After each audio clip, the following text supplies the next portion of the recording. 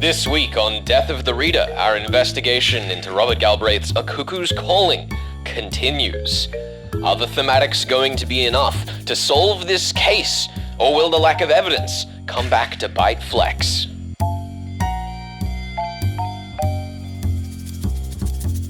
You're listening to Death of the Reader. This is Flex and Herds back with the second week of The Cuckoo's Calling by Robert Galbraith AKA J.K. Rowling. We are talking part 3 of the book today on the show. And Herds, before we came on air today, I said that the section of the book was superfluous and you got very upset with me. Yeah, I was upset with you, appalled. There are so many great scenes in this section and so many new characters to meet. Like, I cannot understand you. Why?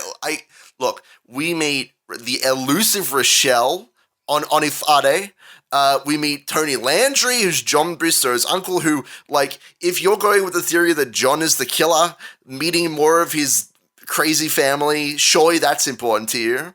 And we go to a birthday party, and really that's the most important scene, because John Strike gets to bond with his nephew. Oh, it's adorable. They play armies.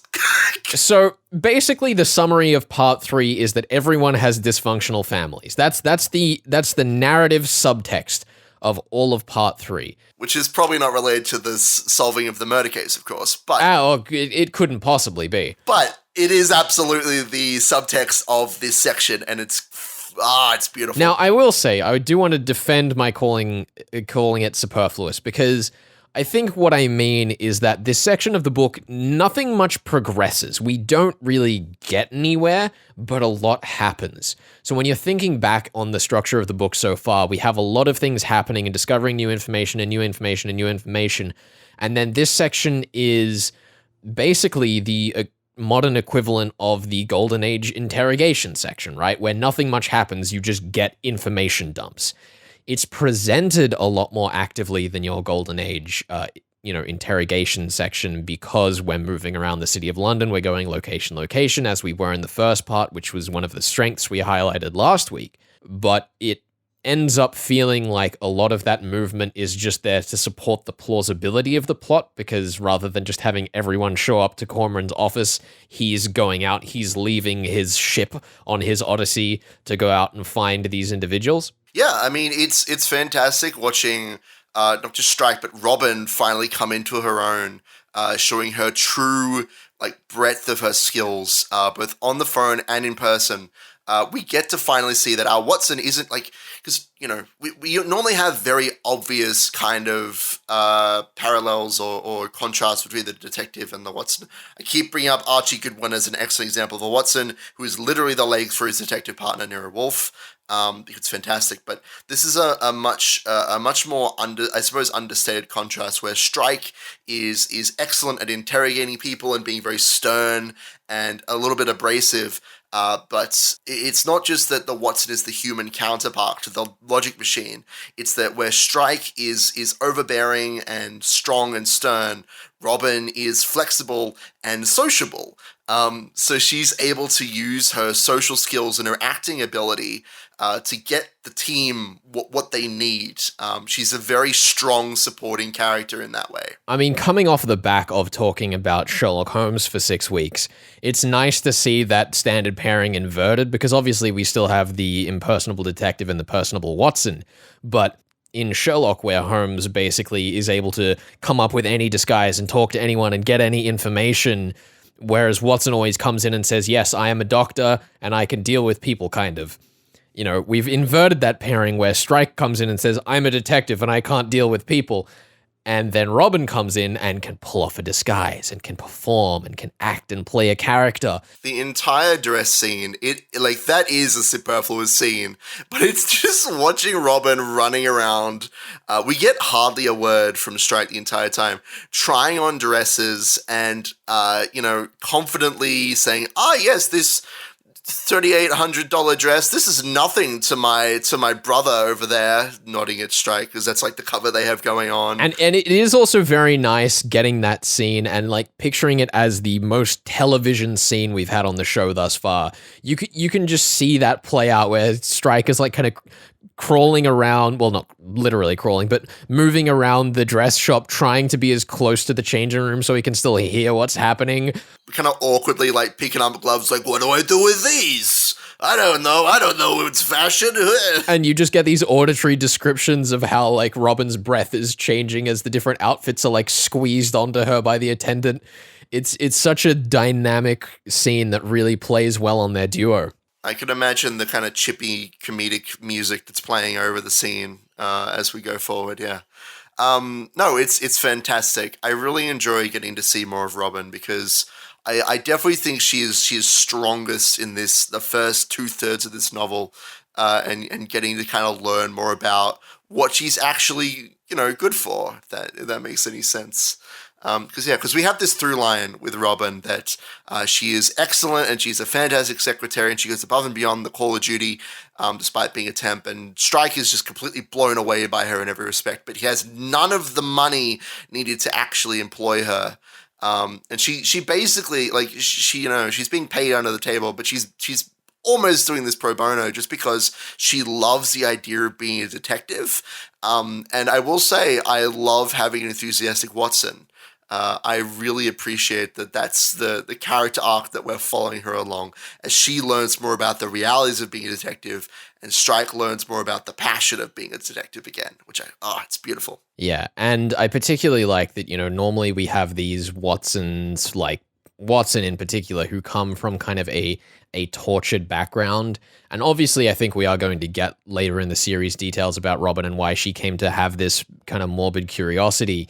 But it is nice to just have her be just interested, and that's what we get from her character so far. It means that we get to be excited about what is going on along with her, that makes even some of the slightly drier scenes in the book feel more engaging than they otherwise would be. Well, it's a very interesting, maybe inversion of the concept that the Watson finds purpose through supporting their Sherlock counterpart, whereas for the traditional Watson, which we're going to keep bringing up, it's because he's been in the Afghan war and he's just living his regular life, and he's like, what if I did greater and more exciting things? And it's a very similar concept, except that Robin has just come into great happiness with Matthew, and for that to be disrupted by her even greater childish passion for detective stories and for detectiving, the truth and sort of thing, is a really brilliant way of twisting that I appreciate.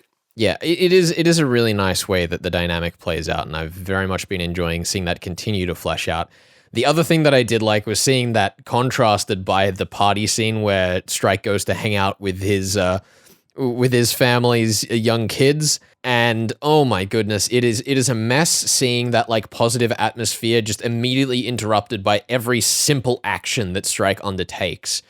It is a brilliant way of showing how incompetent he is at dealing with people because, he gives the present to the kid and tells him to open it immediately. The mother comes in, standard tropey scene, but the way that it's delivered I thought was very compelling. I love the subtext of that, the entire sequence of events, because it begins with us being given a description of the kids playing games, and in the other story it'd be like, oh, and then the kids ran up and down the dirt path and they were trying to figure out how this game worked, but to Strike, whose perspective we're seeing through, it's the children were shrieking in the yard, and there was fruits painted on bits of wood, and apparently there was a game. But all that Strike can focus on as the kids are having a good time is like the kid who's losing and is crying and has to be placated, and like the kid who's just fallen down and hurt themselves. To the point that I actually think it's a positive thing when he gives the paratrooper to his nephew, because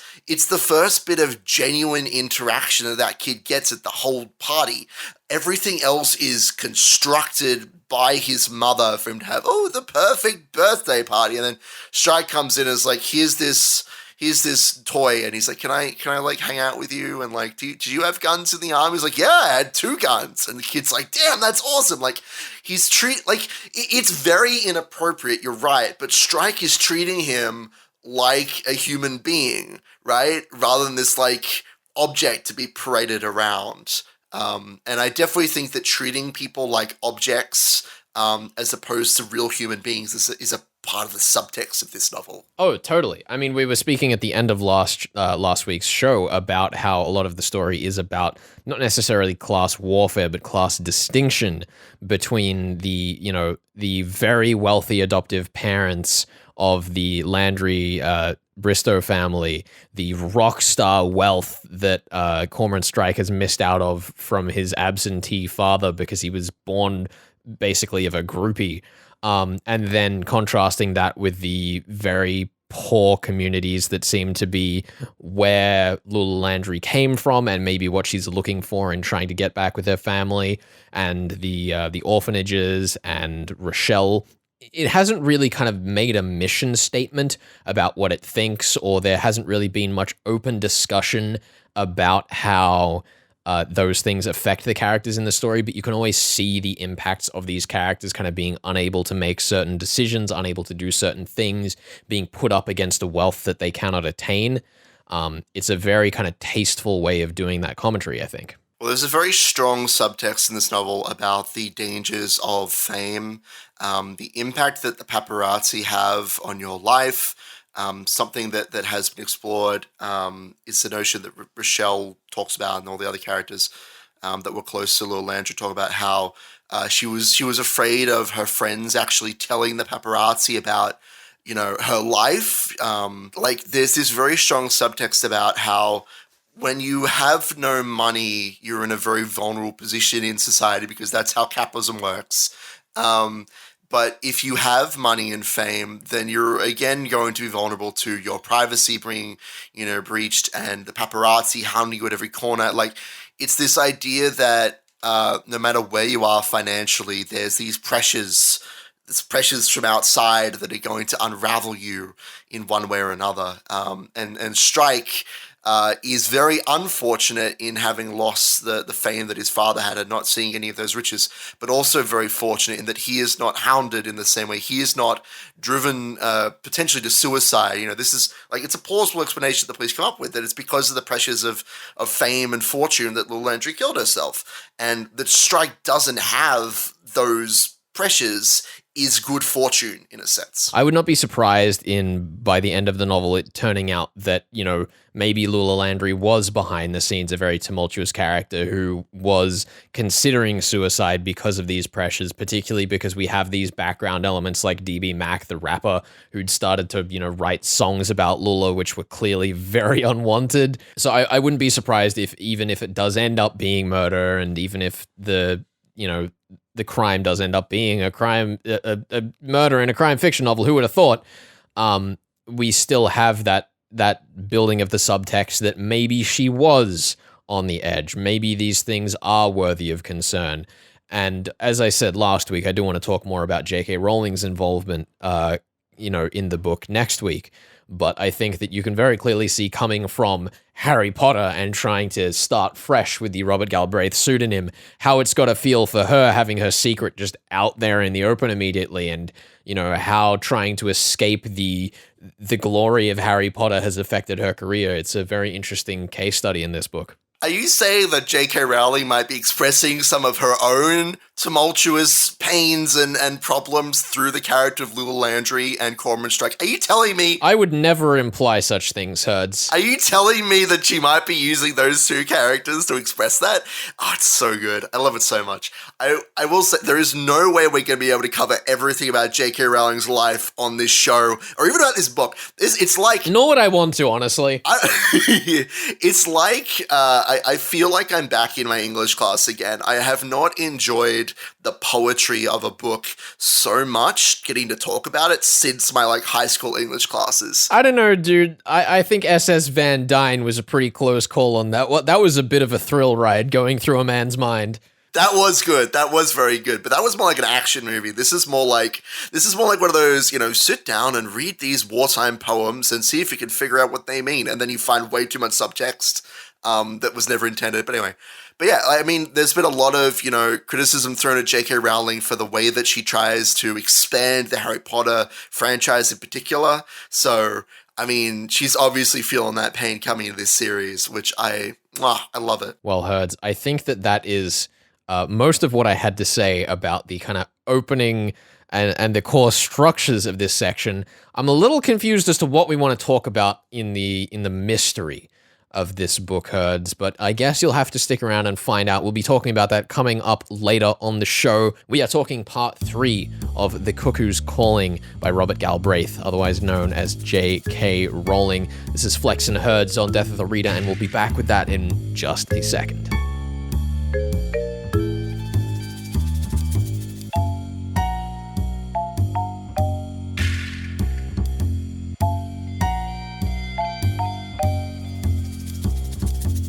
You're listening to Death of the Reader. Flex and Herds here for your Murder Mystery World Tour, continuing our second week talking about The Cuckoo's Calling by Robert Galbraith, aka J.K. Rowling.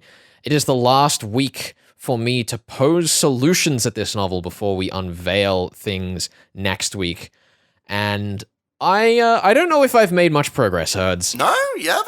Interesting. We opened this discussion on the book today talking about how I said this middle section of the book was superfluous, and I've explained myself, but I also want to continue that here by saying that the reason I hold that opinion is because nothing happens in the mystery. You don't think so? It's all details about what has gone on extraneous to the mystery, and obviously there are ties to it. There are ties to the relationship between the family and how, the family wealth is playing into it and how John Bristow is playing into it.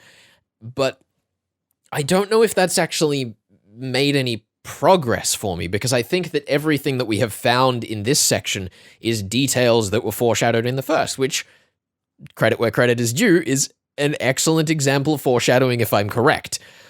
But it's been kind of difficult for me to come through and think about what has happened in terms of trying to figure out how John Bristow did what they did, how Tansy Bistigui actually fits into things. It's just kind of weird seeing, rather than, the centerpiece of the portrait fleshed out and detailed more, we're kind of getting the rest of the portrait, if that makes sense. Well, this is the thing, right? We're filling in the edges of the jigsaw puzzle, so to speak. We're getting those edge pieces in, the bits that are important. I will say, I think that this third segment is going to help you the most with the why, rather than the how or the who. I will give you that much flex. I think that there is a lot that you can glean from the scenes that we've had. I'm interested in the fact that you've barely mentioned Rochelle the entire time we've been discussing this novel. Do you think that she's entirely unimportant? Like, we get introduced to her by name initially as someone who is clearly not a famous person, all of Lou's friends seem to despise her, like she smells, apparently, which is an awful thing to say about someone, but she's this character who was met in rehab, I believe, by Lula Landry, and that she's forged a close connection with. Do you think that she's, important at all? I don't want to say no. Mm-hmm. But at the same time, I feel like in terms of just the core mystery, she doesn't, change a lot, if that makes sense. Okay. If we hadn't met her, if she had just ended up being, a second corpse in the book or something, it would have been kind of functionally the same story. We get a lot of details about what was important to Lula and how she was as a person and how she behaves, and particularly looking at, her trying to reconnect with her trying to reconnect with her biological family. We get these details and we find out about how she cared for other people from Rochelle. But at the same time, if I'm sitting here saying that John Bristow did the murder because he didn't want, the inheritance spreading out and he was a hot-headed individual, Rochelle doesn't come into that at all. Interesting. I suppose so. I think that's interesting that you would make that assertion about Rochelle being an unimportant character when she's dedicated an entire chapter. Yeah. I don't get me wrong. I'm not saying that she is unimportant. I'm just saying that in terms of strictly trying to achieve an on-paper solution, she is part of the broader portrait rather than the core, the core question. Okay, sure. What about Tony Landry? We finally get to meet him We get to meet the uncle of John Bristow, who, as I said, should be important in your solution. He's part of that family, which apparently is pretty messed up, especially if in your solution you said that John might have also pushed Charlie into a freaking quarry, which is insane. Obviously, the politics of that family are pretty important. I was very suspicious of that, particularly because having made the assertion that Bristow probably would, that being John Bristow probably pushed his brother Charlie over into the quarry. It almost seems like Tony knows about it, which is kind of interesting and exciting, particularly when you look back over that scene where he meets with Cormoran. But kind of the same with Rochelle, where I'm like, whether or not he knows it doesn't seem to make a difference to what actually happens in the story. And I don't know, like, going back to the comment about this being superfluous, it's not like the things in this chapter don't matter, but there's just something very peculiar about the way that the story is fleshing itself out outside what I would consider to be the core question of your standard mystery novel. It's very much more the modern style. It's more the kind of thing that we do see with starting to develop through writers like Simon Brett coming into modern adaptations of Sherlock, which is why we've come this direction, clearly. Yeah. You're not wrong. But it's just peculiar seeing it played out so openly in front of me, because I haven't been as active in reading this era of mystery novels. I do think it's interesting because I will admit, when I read through this novel myself, I was unsure of the who by the end of part 2 specifically, but I nailed the why almost immediately upon entering the third part. Yeah, like, to me it was so clear as day what was going on there. And it's fascinating to me that you've done the inverse, because we all know you can solve a murder mystery, but it's always interesting, and I almost wish that I'd had the chance to solve this book, seeing the details that we both pick up on, because all of these things that you say are superfluous and kind of out of the picture to me were like, oh, I understand that theme now, I get that. Which is very interesting. Would you like to remind us, since it's been a week, what exactly you think the who, how, and the why is, just briefly? My original thesis was that John Bristow had, in a heat of rage, pushed Lula Landry over the balcony during a argument about their inheritance from their adoptive parents because their mother was ill of health. Sure. I think that this was foreshadowed by him also probably being involved with Charlie, and that he has approached Cormoran. He has also come to Cormoran to try and get him to investigate the case incorrectly, per se, to try and avoid an investigation into what will happen to the will when their mother, who is already ill of health, passes away. For sure. And why do you think this has come to a head now? Why do you think that now is the time that John has decided to confront Lula and murder her and all that stuff? Like, what's the spark to this powder cake, do you think? I think that what is most likely happening is that the people who are seen out on the street and in the CCTV cameras were probably one of, if not both, biological brothers of Lula, that basically John had tried to bring in to frame for the crime that he perhaps planned to commit. Interesting. And basically, for some reason, he was upset with her investigating the past of her biological family and perhaps trying to even thin out the wealth of their inheritance. Well, it is something that Tony kind of talks about. He talks about basically the period of his bloodline, and that,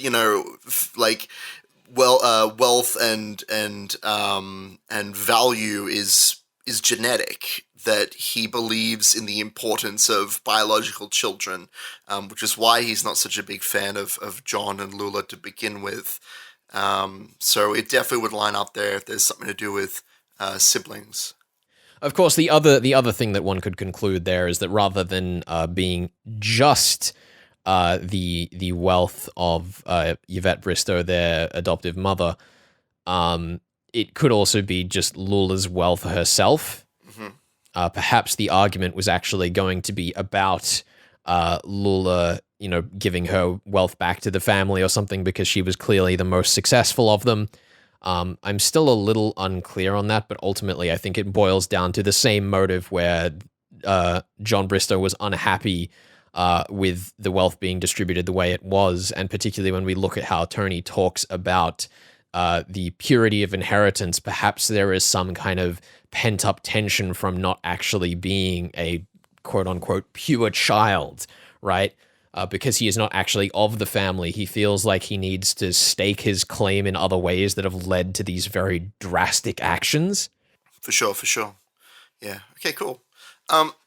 Yeah, I just figured I'd poke you a little bit on that because you seem like your head's all over the place, Flex, which I'm not used to. Oh, my head is completely all over the place with this novel. I will have you know, I feel like I keep saying this over and over again, and I'm not sure if it's because you're intentionally picking books that you think will strike me down, or if it's just because the volume of tropes that we're coming across is starting to become more varied as we delve into these different regions of time in the world. Bit of both, for sure. But I do think that this book has once again come closest to defeating me, because even though I feel like I have a very strong grasp on the core mystery, and I do not think that I will lose both points, maybe 1 point on this book.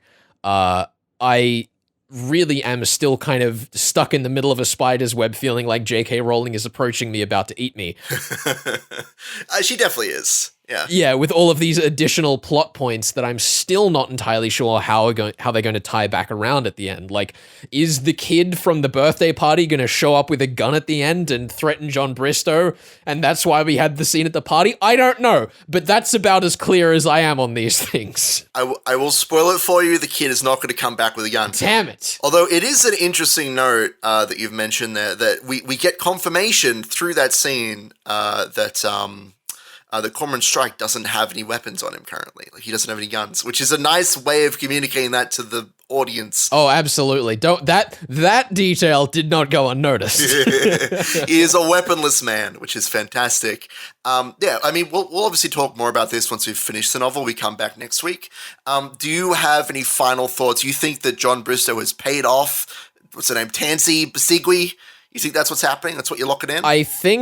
I think what is actually happening is that John Bristow and or his company is providing legal support for the Bastigui couple's divorce, and that is how this deal has come to take place. Alrighty. I don't know if I will change my initial answer that she was perhaps trying to sneak in some cocaine use, and that was how effectively she was bribed by Bristow, but I do think that perhaps the connection runs deeper than I initially specified last week. For sure. That's all right. I think you know what? We won't spoil anything. Good. We won't spoil anything for next week, but we'll see how you go for points. I want time to dread my demise before next week, Herds. That's all right. Thank you very much for your valiant efforts in solving this novel, though. You've done a very excellent job, I think, in trying to tackle the various aspects of a chaotic novel, which I appreciate, yeah. Anyhow, Herds, as terrified as I am, it is time to call the show for today. We will be discussing parts 4 and 5, the final section of the novel, next week on Death of the Reader. This has been The Cuckoo's Calling by Robert Galbraith, otherwise known as J.K. Rowling. We are Flex and Herds, and we will see you next week here on Death of the Reader on 2SER.